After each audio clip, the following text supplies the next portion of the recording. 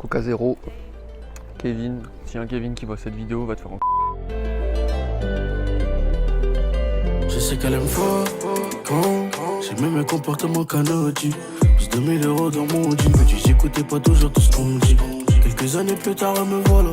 À Charenton, je fais de la plus-value. Ce matin là je prenais la route, je veux trop vous montrer. T'as vu, moi je suis un Parisien, t'arrives en stop, il y a un bus qui va bientôt passer. Tu te dis putain merde, si je suis derrière le bus, zombie, je vais passer vite avant lui, tu vois. Et puis t'as des gaines de mecs du sud, il y a un bus à 200 mètres, ah, bah je vais attendre. À Paris, il y aurait eu 600 convois qui seraient passés avant que le bus arrive. Encore un peu de lové et dans quelques années je m'en vais. À la fin de la réseau, c'est la plus belle que je ressens.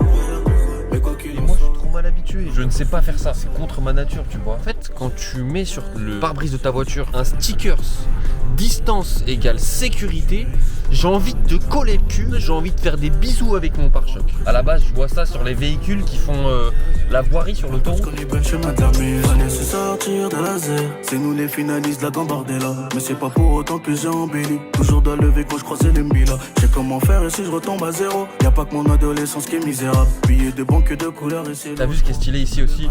C'est ça mon gars.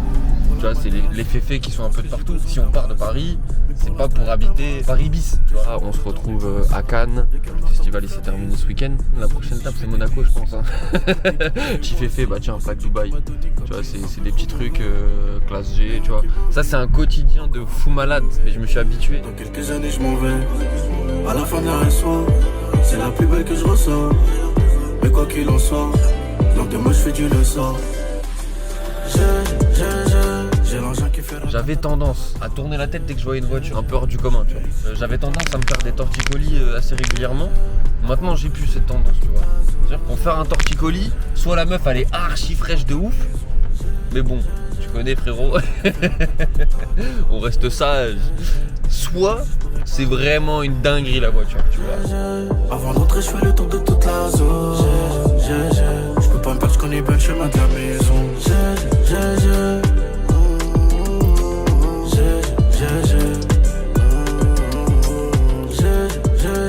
C'est nitide, tu sais déjà connais Carbone.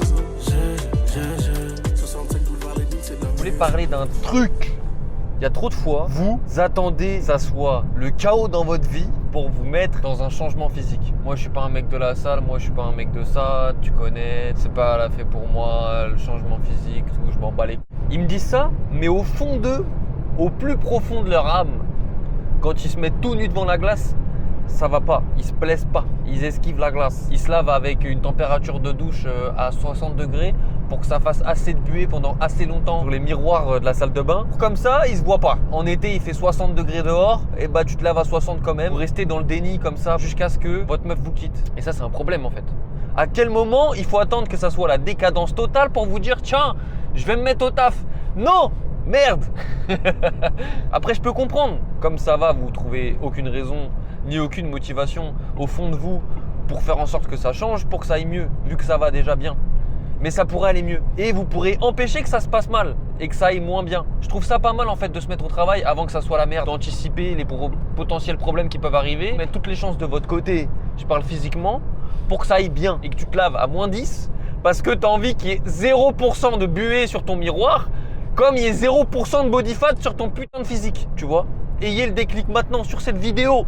Si là, quand tu te regardes dans la glace, ça va pas et arrête d'être dans le déni, let's go.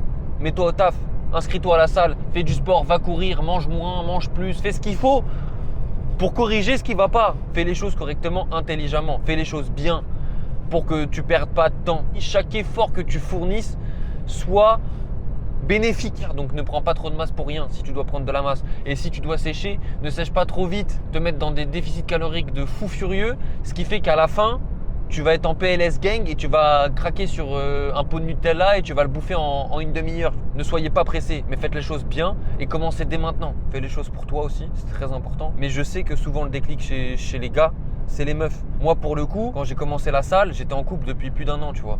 Et j'ai commencé la salle tout simplement parce que je voulais de stock, en fait. Je m'en foutais d'avoir une meuf, pas une meuf, je sais pas quoi. Par contre, j'ai eu des gros changements physiques, après des grosses ruptures aussi. J'ai toujours été à la salle, j'ai jamais loupé. J'ai eu des grosses améliorations physiques. C'était après ces ruptures parce que j'y mettais encore plus d'intensité, j'avais encore plus de motivation et encore plus d'agent motivateur, d'agent déterminant qui faisait que je me donnais encore plus, tu vois. Continuez à vouloir vous barrer, continuez à faire du sga pour que je me barre, et vous allez voir qu'à la fin, vous allez vous bouffer les doigts.